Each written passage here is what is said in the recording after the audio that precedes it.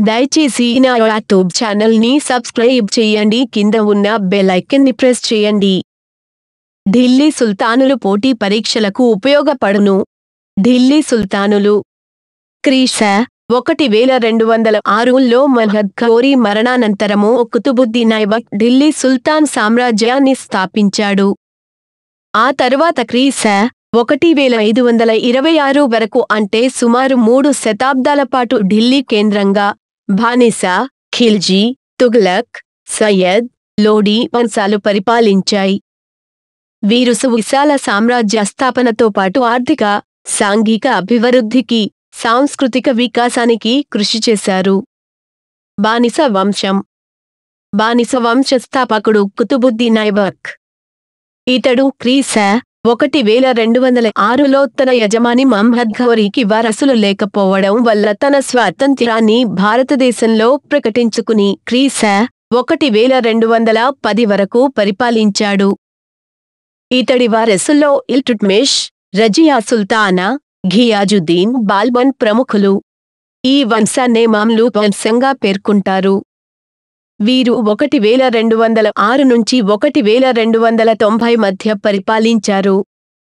కుతుబుద్దీన్ ఐబక్ బానిసగా జీవితాన్ని ప్రారంభించిన ఐబక్ తన శక్తి సామర్థ్యాలతో ఘోరీ మహమ్మద్ సేనానిగా ఎదిగాడు.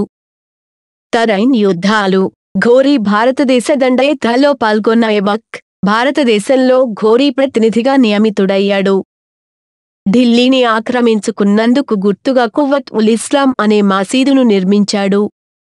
ఘోరీ మరణానంతరము క్రీశ 1206లో ఐబక్ స్వతంత్ర ఢిల్లీ సుల్తాన్ సామ్రాజ్యాన్ని స్థాపించాడు.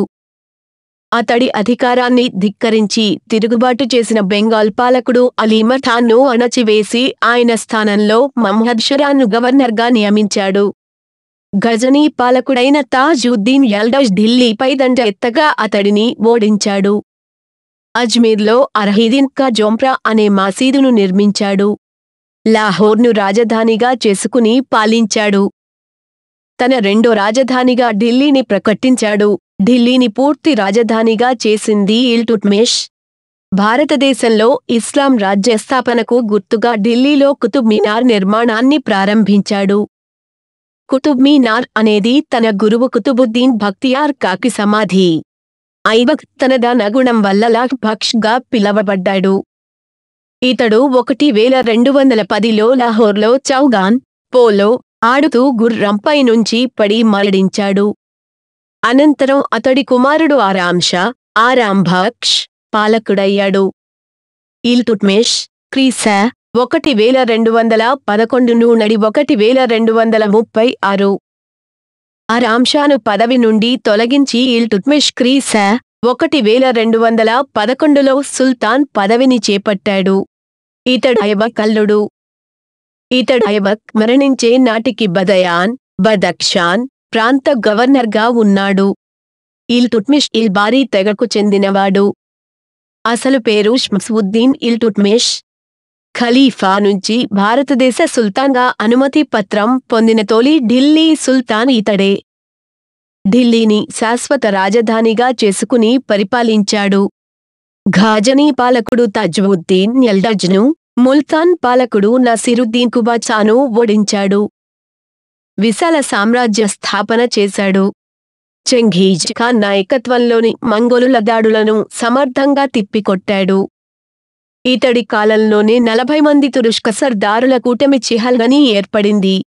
ముఖ్యంగా ఢిల్లీ సుల్తాన్ సామ్రాజ్యంలో ఇక్తా అనే సైనిక విధానాన్ని ప్రవేశపెట్టాడు. నాటి సైనిక రాష్ట్రాలను ఇతాలు, వాటి అధిపతిని ముఖ్తి అని పిలిచేవారు. ఇతడు ఢిల్లీని సర్వాంగ సుందరంగా తీర్చిదిద్దడమే కాకుండా హౌజీ సుల్తానీ అనే రాజుల స్నాన ఘట్టాన్ని నిర్మించాడు. ఐబక్ ప్రారంభించిన కుతుబ్ మీనార్ నిర్మాణాన్ని పూర్తి చేశాడు. టంకా అనే వెండి నాణేలు, జితాల్ అనే రాగి నాణేలను ముద్రించాడు. ఇతడికి గల పరమతద్వేషం వల్ల భిల్సా, ఉజ్జయిని దేవాలయాలు ధ్వంసం చేయబడ్డాయి. ప్రముఖ చరిత్రకారుడు ఆర్పి త్రిపాఠి ప్రకారం భారతదేశంలో ముస్లిం సార్వభౌమాధికారాన్ని నెలకొల్పిన వారు ఇల్టుట్మిష్. తన ఆస్థానంలో మిన్హజుస్ సిరాజ్, మిన్హజుద్దీన్ షిరాజ్, తాజుద్దీన్ లాంటి కవులను పోషించాడు.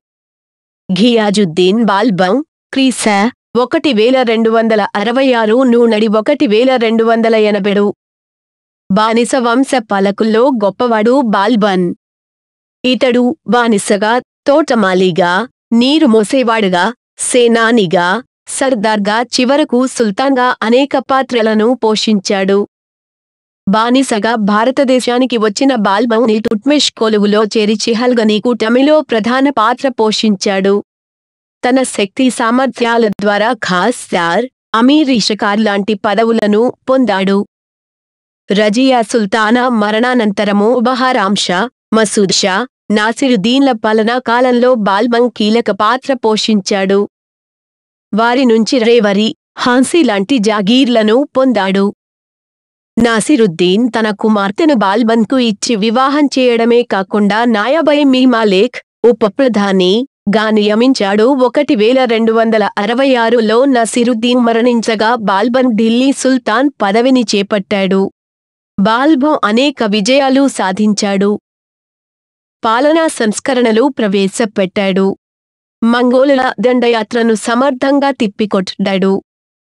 అనేక పర్షియా రాచరిక విధానాలను భారతదేశంలోని ప్రవేశపెట్టాడు. చిహల్గనీ కూటమిని నిర్మూలించి రాజ్యంలో శాంతి భద్రతలు నెలకొల్పాడు. బెంగాల్ గవర్నర్ టుగ్రిల్ ఖాన్ తిరుగుబాటును అణచివేశాడు. చిహల్గనీ ముఠా నాయకుడు అమీర్ ఖాన్ను హత్య చేయించాడు. రాచరికం దైవదత్తం, జిల్లీలా హే రాజు భగవంతుడి నీడ అనే సిద్ధాంతాన్ని బాల్బన్ విశ్వసించాడు. సామాన్య ప్రజలతో మాట్లాడటానికి ఇష్టపడేవాడు కాదు. సుల్తాన్ అధికారాన్ని పెంచడానికి అనేక పర్షియన్ రాచరిక విధానాలను భారతదేశంలోని ప్రవేశపెట్టాడు. వాటిలో ప్రధానమైనవి సిజ్దా, ఫైబోస్, జమ్నిబోస్. సుల్తాన్ ఆస్థానంలోనికి వచ్చిన వారెవరైనా అతడికి సాష్టాంగ నమస్కారం చేయాలన్నదే సిజ్దా అర్థం. అలాగే సుల్తాన్ పాదాలను లేదా సింహాసనాన్ని ముద్దు పెట్టుకోవాలన్నది ఫైబోస్, జమ్నిబోస్ అర్థం. బాల్బన్ నిరంకుశ భావాలతో పరిపాలన చేశాడు.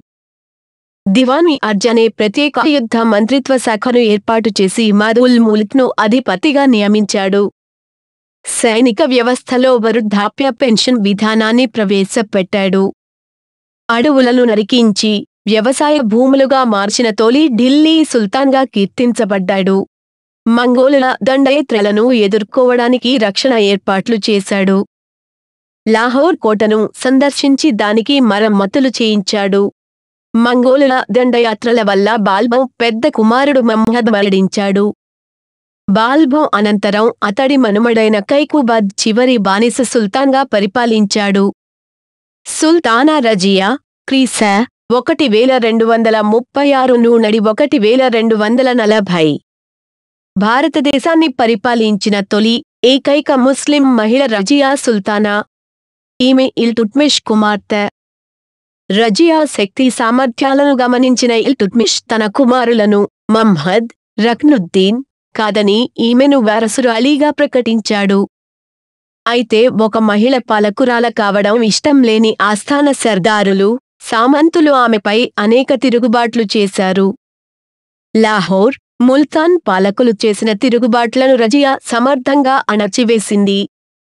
మాలిక్ జమాలుద్దీన్ యాకూత్ అనే అబీసినియా దేశస్థుడిని అశ్వదళాధిపతి, అమీర్ అబూ ఖత్ గా నియమించింది. ఈ నియామకం స్వదేశీ ముస్లింలు, సర్దారుల్లో మరింత ద్వేషాన్ని పెంచింది. రజియా యొక్క సర్దార్ నిజాముల్ జునైడీ భటిండా పాలకుడు అల్తునియాతో చేరి ఆమెను ఓడించి భటిండా కారాగారంలో బంధించారు. కానీ అవసరం తీరిన జునైడీ అల్తునియాను మోసం చేయడంతో అల్తునియా భటిండా కారాగారం నుంచి ఆమెను విడిపించి వివాహం చేసుకుని ఇద్దరూ ఢిల్లీపైకి వస్తుండగా క్రీశ 1240లో ఖైతాల్ అనే ప్రాంతంలో హత్యకు గురయ్యారు. ఫలితంగా ఢిల్లీ సుల్తాన్ సామ్రాజ్యంలో సుల్తానా రజియా శకం ముగిసింది. బాల్బన్ ఒక బానిసగా, నీటి సంచులు మోసే కూలీగా, వేటాధికారిగా, సేనాధిపతిగా, రాజనీతిజ్ఞుడిగా, చివరికి సుల్తాన్గా ఎదిగాడు. ప్రముఖ చరిత్రకారుడు లేన్పులే క్రీశ 1206లో కుతుబుద్దీన్ ఐబక్ స్థాపించిన ఢిల్లీ సుల్తానత్ సామ్రాజ్యం క్రీశ 1526 వరకు కొనసాగింది. బానిస, ఖిల్జీ, తుగ్లక్, సయ్యద్, లోడీ వంశాల పాలనలో భారతదేశంలో సాంఘిక, ఆర్థిక, మత పరిస్థితులు, సాంస్కృతిక అంశాల్లో ప్రధాన మార్పులు చోటు చేసుకున్నాయి. ఢిల్లీ సుల్తానులు భారతదేశ చరిత్రకు, సాంస్కృతిక ప్రగతికి కృషి చేశారు. పరిపాలనా విధానం. కేంద్రపాలన.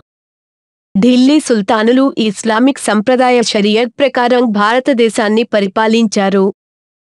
సుల్తాన్ను భగవంతుడి ప్రతిరూపంగా భావించి పాలించారు.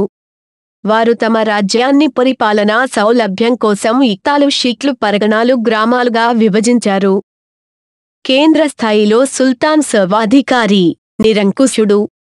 సుల్తాన్కు పరిపాలనలో సహాయపడటానికి మంత్రిమండలి ఉండేది.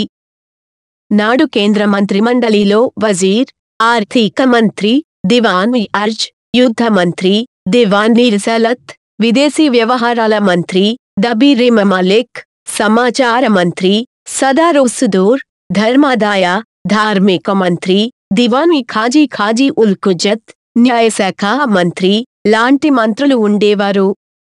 సుల్తాన్కు సహాయపడటానికి నాయిబ్ సుల్తాన్, ఉప ప్రధానమంత్రి కూడా ఉండేవాడు. ఈ విధంగా కేంద్రంలో సుల్తాన్ సర్వాధికారాలు కలిగి ఉండి మంత్రిమండలి, ఉద్యోగ బృంద సహాయంతో పరిపాలించేవాడు.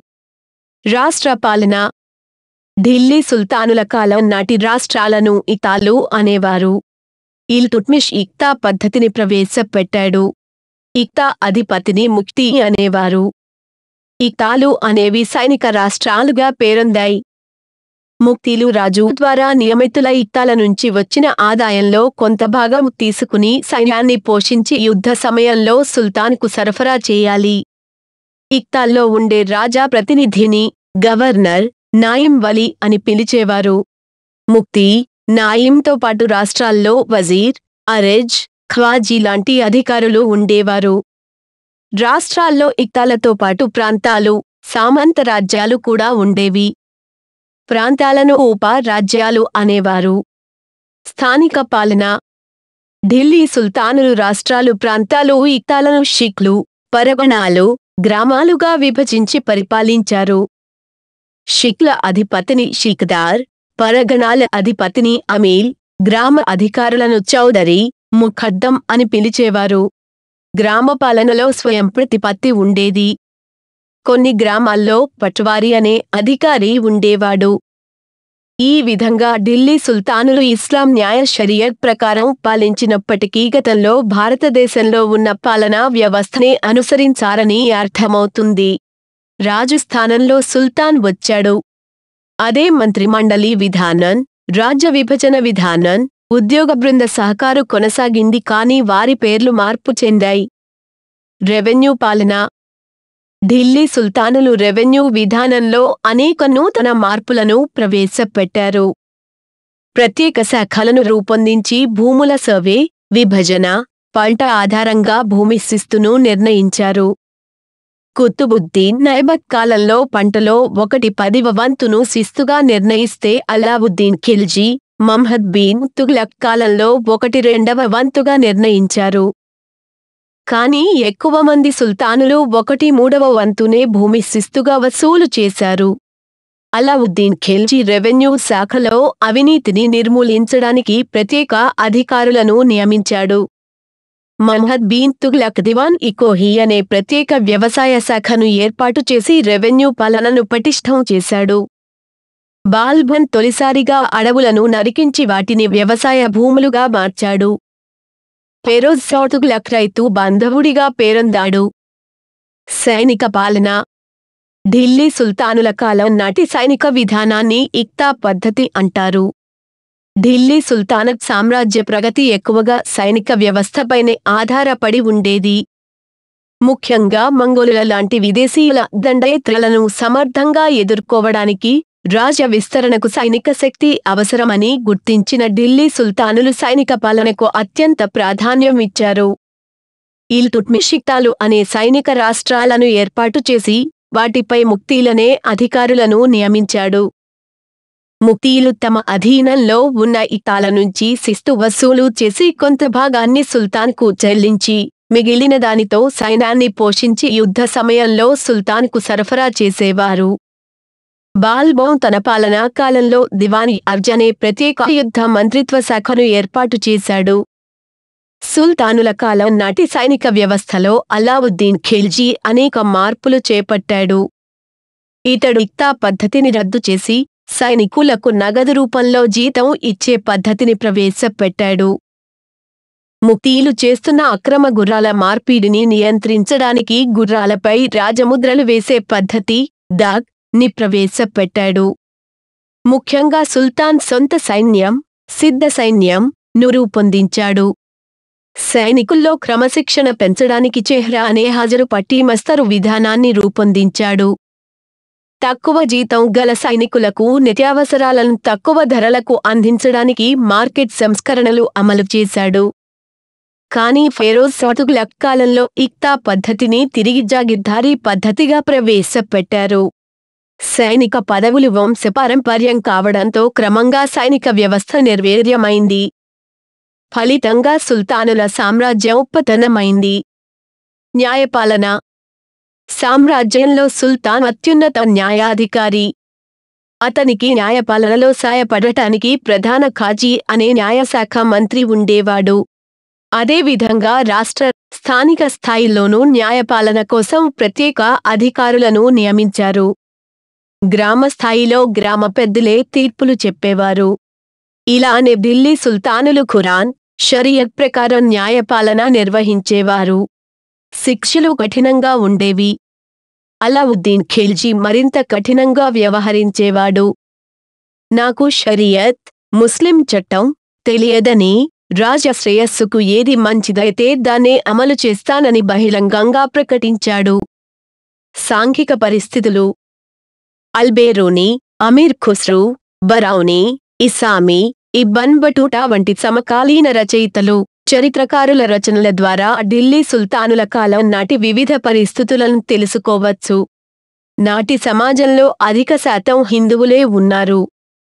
సమాజంలో వివిధ వర్గాలు, వారి మధ్య వ్యత్యాసాలు, కుల వ్యవస్థ, ఆచార సంప్రదాయాలు, ఆహారపు అలవాట్లు, స్త్రీ స్థానం, సాంఘిక దురాచారాలు వంటి అంశాలను పరిశీలిస్తే నాటి సాంఘిక వ్యవస్థపై ఒక అవగాహన కలుగుతుంది. అంతవరకు పాలకులుగా ఉన్న అధిక శాతం హిందువులు మహమ్మదీయుల పాలనలో పాలితులుగా మారడంతో సామాజిక వ్యవస్థలో అనేక మార్పులు చోటు చేసుకున్నాయి. ముస్లింల సంప్రదాయాలు, ఆహారపు అలవాట్లు, సాంఘిక దురాచారాలు భారతీయ సమాజంలో ప్రవేశించాయి.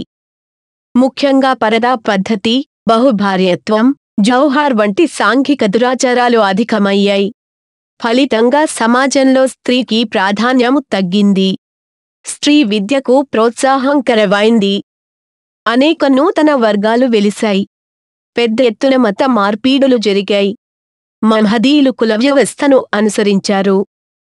హిందువుల పండగలను ముస్లింలు, ముస్లింల సంప్రదాయాలను హిందువులు అనుసరించారు. నూతనంగా ఏర్పడిన ఉలేమాలు, కుట్స్, కులీనులు వంటి వర్గాల వారు అధిక పెత్తనం చెలాయిస్తూ ఆర్థిక వ్యత్యాసాలకు కారణమయ్యారు. ఆర్థిక పరిస్థితులు. ఢిల్లీ సుల్తానుల కాలంలో వ్యవసాయ, వాణిజ్య, పరిశ్రమల రంగాల అభివృద్ధిని పరిశీలిస్తే నాటి ఆర్థిక పరిస్థితులు అర్థమవుతాయి. వ్యవసాయ రంగ అభివృద్ధికి ఢిల్లీ సుల్తానులు అనేక చర్యలు చేపట్టారు. ఫలితంగా పట్టణ, గ్రామీణ ఆర్థిక వ్యవస్థల్లో అనేక నూతన మార్పులు చోటు చేసుకున్నాయి. ఆహార, వాణిజ్య పంటలకు సమాన ప్రాధాన్యం ఇచ్చారు. నీటిపారుదల సౌకర్యాలు కల్పించారు. బంజరు భూముల్ని వ్యవసాయ భూములుగా మార్చడానికి కృషి చేశారు. నాటి కాలంలో ఇక్తా భూములు, ఖలిసా భూములు, మదదిమాష్ భూములు అనే 3 ప్రధాన రకాలు ఉండేవి. ముక్తీల అధీనంలో ఉండే భూములు ఇక్తా భూములు, సుల్తాన్ అధీనంలో ఉండే భూములు ఖలీసా భూములు. వీటి నుంచి వచ్చే ఆదాయం నేరుగా ఖజానాకు చేరేది.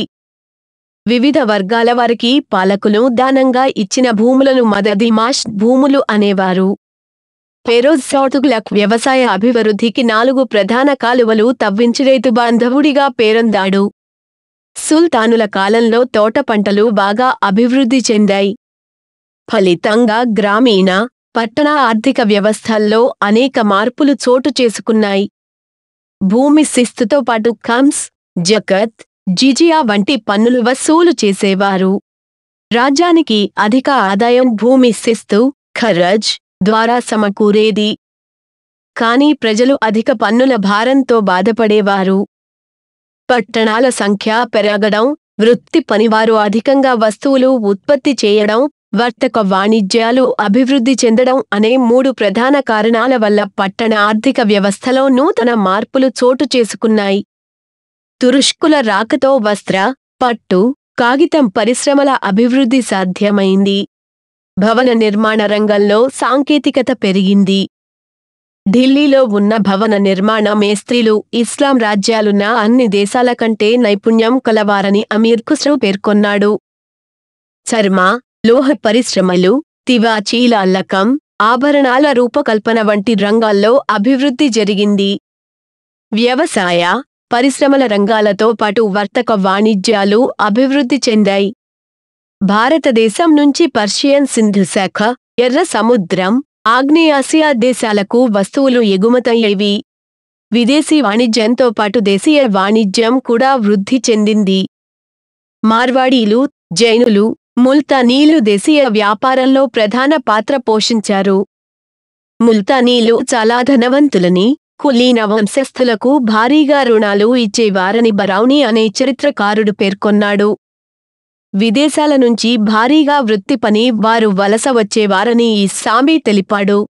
ఎంత అభివృద్ధి జరిగినా ధనిక, కులీన వర్గాలు మాత్రమే లబ్ధి పొందాయని చెప్పొచ్చు. రైతాంగం, బానిసలు, కూలీలు, మధ్యతరగతి వర్గం అధిక పన్నుల భారంతో బాధపడేవారని సమకాలీన చరిత్రకారుల అభిప్రాయం. క్రీశ 1206లో కుతుబుద్దీన్ ఐబక్ స్థాపించిన ఢిల్లీ సుల్తానత్ సామ్రాజ్యాన్ని మొదట బానిస వంశం, తరువాత ఖిల్జీ వంశాలు పరిపాలించాయి. గియాజుద్దీన్ తుగ్లక్ క్రీశ 1320లో చివరి ఖిల్జీ వంశపాలకుడైన నాసిరుద్దీన్ ఖుస్రూ షాను హత్య చేయించి తుగ్లక్ వంశపాలనను ప్రారంభించాడు. తుగ్లక్ వంశపాలన అనంతరం సయ్యద్, లోడీ వంశాలు పరిపాలించాయి. క్రీశ 1526లో చివరి లోడీ వంశపాలకుడైన ఇబ్రహీం లోడీని బాబరోడించి మొఘల్ సామ్రాజ్యాన్ని స్థాపించడంతో ఢిల్లీ సుల్తానత్ సామ్రాజ్యం అంతరించింది. తుగ్లక్ వంశం క్రీశ 1320-1414 ఘియాజుద్దీన్ తుగ్లక్. తుగ్లక్ వంశపాలనను ప్రారంభించినవారు ఘియాజుద్దీన్ తుగ్లక్. ఇతడు తురుష్కుల్లో ఖరౌనా తెగకు చెందినవాడు. అలావుద్దీన్ పరిపాలనా కాలంలో ఘియాజుద్దీన్ దీపాల్పూర్ వైస్రాయ్గా పనిచేశాడు. క్రీశ 1320లో చివరి ఖిల్జీ వంశపాలకుడైన నాసిరుద్దీన్ ఖుస్రూ షాను వధించి తుగ్లక్ వంశపాలనను ప్రారంభించాడు. తుగ్లకాబాద్ అనే నగరాన్ని నిర్మించాడు. కఠిన శిక్షలను తగ్గించాడు. రైతు రుణాలను రద్దు చేశాడు. భూమి శిస్తును 1/3 వంతుగా నిర్ణయించాడు. తన కుమారుడు జునా ఖాన్, మహమ్మద్ బిన్ తుగ్లక్ ను దక్షిణ భారతదేశంపైకి పంపి యాదవ రాజ్యంపై విజయం సాధించాడు. క్రీశ 1323 నాటికి కాకతీయ సామ్రాజ్యాన్ని కూడా స్వాధీనం చేసుకున్నాడు. కాని క్రీశ 1325లో మహమ్మద్ బిన్ తుగ్లక్ తండ్రిని హత్య చేసి సింహాసనాన్ని అధిష్ఠించాడు. మహమ్మద్ బిన్ తుగ్లక్ క్రీశ 1325-1351 ఢిల్లీ సుల్తానుల సార్వభౌమాధికారాన్ని దక్షిణ పథంపై నెలకొల్పిన ఏకైన ఢిల్లీ సుల్తాన్ మహమ్మద్ బిన్ తుగ్లక్. ఢిల్లీ సుల్తానులందరిలో అత్యంత విద్యావంతుడు, ఉదార స్వభావం గల వ్యక్తిగా పేరొందిన ఇతడు తన చర్యల ద్వారా పిచ్చి తుగ్లక్గా పేరొందాడు. ఈయనను విరుద్ధ గుణాలు మూర్తీభవించిన వ్యక్తిగా సమకాలీన చరిత్రకారులు అభివర్ణించారు. మహమ్మద్ బిన్ తుగ్లక్ అసలు పేరు జున్నా ఖాన్. తండ్రి ఘియాజుద్దీన్ తుగ్లక్ పాలనా కాలంలో యాదవ, కాకతీయ రాజ్యాలపై దండెత్తి అపార ధనరాశులను కొల్లగొట్టాడు. వరంగల్ ఓరుగల్లును ఆక్రమించి దానికి సుల్తాన్పూర్ అని పేరు పెట్టాడు. క్రీశ 1325లో తండ్రిని హత్య చేయించి సుల్తాన్గా పాలనను ప్రారంభించాడు. అనేక విజయాలు సాధించడమే కాకుండా పరిపాలనా సంస్కరణలు ప్రవేశపెట్టాడు. ముఖ్యంగా రెవెన్యూ సంస్కరణల్లో భాగంగా గంగా, యమునా మైదానంలో భూమి శిస్తు పెంచడం, రాజధాని మార్పిడి, టోకెన్ కరెన్సీ ముద్రణ లాంటి సంస్కరణలు విఫలమవడంతో పిచ్చి తుగ్లక్గా పేరొందాడు. గంగా యమున అంతర్వేదిలో భూమి శిస్తు పెంచడం. గంగా యమున అంతర్వేది, దోవాబ్ లో సారవంతమైన భూములు ఉండడం వల్ల అక్కడ భూమి శిస్తును 1/2 వంతుకు పెంచాడు. రాజ్య ఆదాయాన్ని పెంచడానికి ఈ నిర్ణయం తీసుకున్నాడు. కానీ అదే ఏడాది ఆ ప్రాంతంలో తీవ్ర కరువు సంభవించడంతో రైతులు శిస్తు చెల్లించలేకపోయారు. అధికారులు ప్రజల పరిస్థితులను పట్టించుకోకుండా దౌర్జన్యంగా శిస్తు వసూలు చేశారు. ఆ తరువాత సుల్తాన్ ప్రతిస్పందించి దిద్దుబాటు చర్యలు చేపట్టాడు. ముఖ్యంగా వ్యవసాయ రంగాన్ని అభివృద్ధి చేయడానికి దివాన్-ఇ-కోహి అనే ప్రత్యేక వ్యవసాయ శాఖను ఏర్పాటు చేశాడు. రైతులకు తక్కువ రుణాలు, పంట రుణాలు మంజూరు చేశాడు. బంజరు భూములను వ్యవసాయ భూములుగా మార్చాడు. రాజధాని మార్పు. మహమ్మద్ బిన్ తుగ్లక్ క్రీ.శ 1327లో రాజధానిని ఢిల్లీ నుంచి దేవగిరికి, దౌలతాబాద్ మార్చాడు. ఢిల్లీ వాయువ్య భారతదేశానికి దగ్గరగా ఉండడం వల్ల నిత్యం విదేశీ దండయాత్రలకు గురికావడం, దక్షిణ పథంపై పట్టు సాధించడం లాంటి కారణాలతో రాజధానిని మార్చాడు. కానీ రాజధానిని మార్చే సమయంలో అతడు జారీ చేసిన శాసనాలు ప్రజలకు బాధ కలిగించాయని సమకాలీన చరిత్రకారులు పేర్కొన్నారు. రాజధాని ఢిల్లీలో ఉన్న ప్రజలందరినీ దౌలతాబాద్కు వెళ్లమని ఆదేశించాడని, వెళ్లని వారిని చిత్రహింసలకు గురిచేశాడని, ఫలితంగా ప్రజలు అతడిని మంచివాడు కాదని భావించినట్లు చరిత్రకారులు తెలిపారు. అనేక వ్యయ ప్రయాసల అనంతరం రాజధానిని దౌలతాబాద్కు మార్చిన కొంతకాలానికే క్రీ.శ 1335లో రాజధానిని ఢిల్లీకి మార్చాడు. టోకెన్ కరెన్సీ ముద్రణ. మహమ్మద్ బిన్ తుగ్లక్ ప్రవేశపెట్టిన సంస్కరణల్లో తీవ్ర విమర్శలకు గురైంది ఈ నూతన కరెన్సీ ముద్రణ. ఇతడి పరిపాలనా కాలంలో వెండి కొరత ఏర్పడింది. ఢిల్లీ సుల్తాన్ రాజ్యంలో వెండి టంకాలు అధికారిక నాణేలుగా చలామణి అయ్యేవి. వెండి కొరత వల్ల సుల్తాన్ రాగి, తోలు నాణేలు ముద్రించాడని చరిత్రకారులు పేర్కొన్నారు. కరెన్సీ ముద్రణపై ఆంక్షలు జారీ చేయకపోవడం, ప్రభుత్వమే కరెన్సీ ముద్రించాలనే షరతులు లేకపోవడంతో రాజ్యంలో నకిలీ నాణేల ముద్రణ అధికమైంది. నాడు ఢిల్లీలో ప్రతి ఇల్లు ఒక టంకశాలుగా మారిందని చరిత్రకారులు తెలిపారు. ఫలితంగా నాణేల చలామణి అధికమై ఆర్థిక వ్యవస్థ పతనమైంది. ఈ విషయాన్ని ఆలస్యంగా గుర్తించిన సుల్తాన్ టోకెన్ కరెన్సీని రద్దు చేస్తున్నట్లు ప్రకటించాడు. దాంతో ప్రజలంతా అసంతృప్తిని వ్యక్తం చేశారు. ప్రజల బాధలను అర్థం చేసుకున్న సుల్తాన్ వారి వద్ద ఉన్న టోకెన్ కరెన్సీకి అసలు, నకిలీ అనే తేడా లేకుండా తన ఖజానాలోని వెండి టంకాలను మార్పిడి చేశాడు. ఫలితంగా ఖజానా మొత్తం ఖాళీ అయింది. ఇలాంటి చర్యలతో మహమ్మద్ బిన్ తుగ్లక్ పిచ్చి తుగ్లక్గా పేరొందాడు. ఈ కరెన్సీ ముద్రణ వల్ల Muhammad bin Tughlaq prince of moneyer, నాణేల యువరాజు గా పేరొందాడు.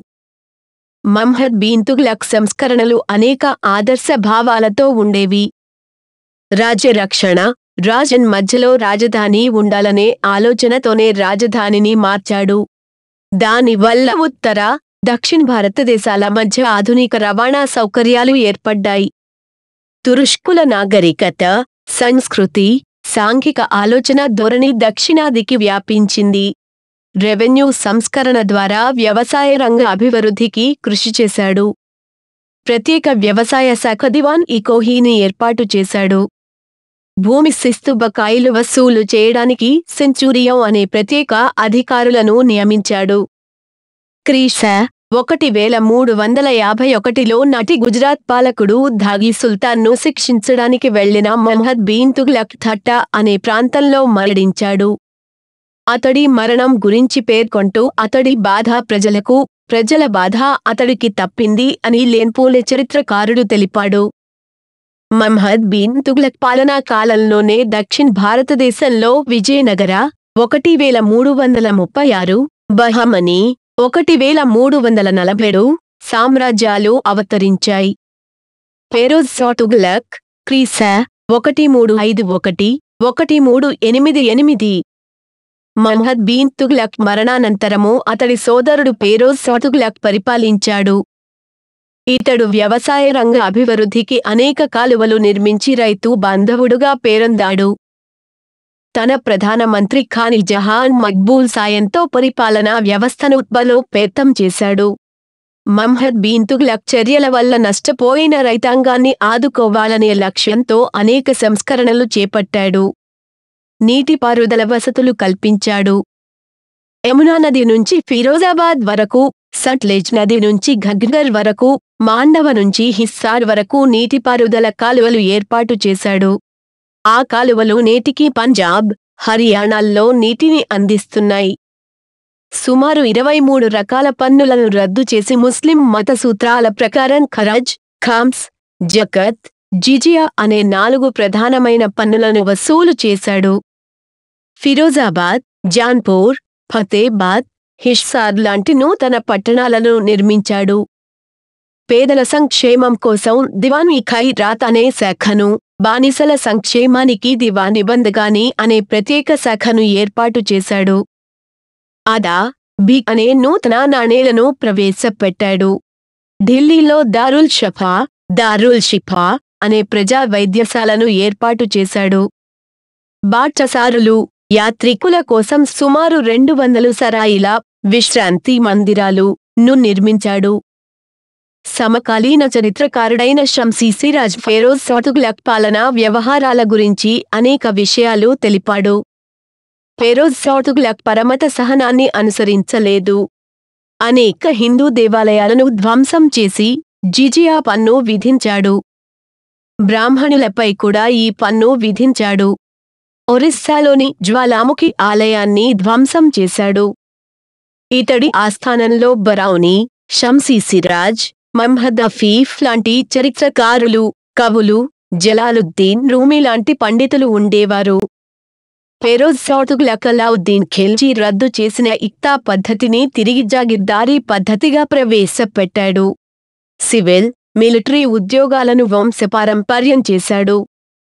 ముఖ్యంగా 1,80,000 మంది బానిసలను పోషించి ఖజానా ఖాళీ చేశాడని అఫీఫ్ అనే చరిత్రకారుడు పేర్కొన్నాడు. పెరిస్టా అనే చరిత్రకారుడి ప్రకారం ఫెరోజ్ షా తుగ్లక్ 50 ఆనెకట్టలు, 40 మసీదులు, 30 కళాశాలలను నిర్మించినట్లు తెలుస్తుంది. మీరట్, తోప్ర ప్రాంతాల్లో ఉన్న అశోక స్తంభాలను ఢిల్లీకి, ఫిరోజాబాద్ తరలించాడు.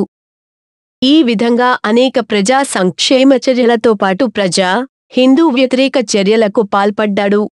ఫెరోజ్ షా తుగ్లక్ ఫతుహ్-ఇ ఫిరోజ్ షాహీ పేరుతో తన స్వీయ చరిత్రను రాశాడు. ఇతడి అనంతరం రెండో గియాజుద్దీన్, అబూబకర్, మహమ్మద్ బిన్ ఫిరోజ్, నాసిరుద్దీన్ మహమ్మద్ తుగ్లక్ లాంటి పాలకులు పాలించారు. వీరు అసమర్థులు కావడంతో తుగ్లక్ వంశం పతనమైంది. చివరి తుగ్లక్ వంశపాలకుడైన నసీరుద్దీన్ మహమ్మద్ తుగ్లక్ పాలనా కాలంలోనే క్రీశ 1398 నుండి 99లో తైమూర్ దండయాత్ర జరిగింది. క్రీశ 1414లో ఖిజీర్ ఖాన్ నసీరుద్దీన్ తుగ్లక్ను తొలగించి సయ్యద్ వంశపాలనను ప్రారంభించాడు. సయ్యద్ వంశం క్రీశ 1414-1451 మధ్య సయ్యద్ వంశీయులు ఢిల్లీ సుల్తానత్ రాజ్యాన్ని పరిపాలించారు. తైమూర్ ప్రతినిధి ఖిజీర్ ఖాన్, ఖైదర్ ఖాన్ క్రీశ 1414లో సయ్యద్ వంశపాలనను ప్రారంభించాడు. అతడి అనంతరం ముబారక్ షా, మహమ్మద్ షా, అలావుద్దీన్ ఆలం షా పరిపాలించారు. ఖిజీర్ ఖాన్ కాలంలోనే గుజరాత్, మాల్వా, జాన్పూర్ పాలకులు స్వాతంత్ర్యం ప్రకటించుకున్నారు. ముబారక్ షా కులీనుల చేతిలో హత్యకు గురయ్యాడు. చివరి సయ్యద్ వంశపాలకుడైన అలావుద్దీన్ ఆలం షాను తొలగించి బహులాల్ లోడీ క్రీశ 1451లో లోడీ వంశపాలనను ప్రారంభించాడు. లోడీ వంశం క్రీశ 1451-1526 మధ్య ఢిల్లీని పాలించిన చివరి సుల్తానత్ వంశం లోడీ వంశం. లోడీ వంశపాలన ప్రారంభకుడు బహాలుల్ లోడీ. అతడి అనంతరం సికిందర్ లోడీ, ఇబ్రాహీం లోడీ పరిపాలించారు. బహాలుల్ లోడీ వ్యక్తిత్వం గురించి అబ్దౌలా అనే కవి తారిఖీ దావుదీ అనే గ్రంథంలో వివరించాడు. అతడి మరణానంతరము కుమారుడైన నిజాం ఖాన్ సికిందర్ షా, సికిందర్ లోడీ అనే బిరుదుతో రాజ్యపాలనకు వచ్చాడు. లోడీ వంశపాలకుల్లో గొప్పవాడిగా పేరొందాడు. ఇతడు బిహార్, గ్వాలియర్ ప్రాంతాలపై విజయం సాధించాడు. ఆగ్రా నగరాన్ని నిర్మించి దాన్ని నూతన రాజధానిగా చేశాడు. వ్యవసాయాభివృద్ధికి చర్యలు చేపట్టాడు. పన్ను భారాన్ని తగ్గించాడు. ఇతడి ఆస్థాన కవి మియాన్ భువాతిత్బీ సికిందరి అనే గ్రంథాన్ని పారసీక భాషలోకి తర్జుమా చేశాడు.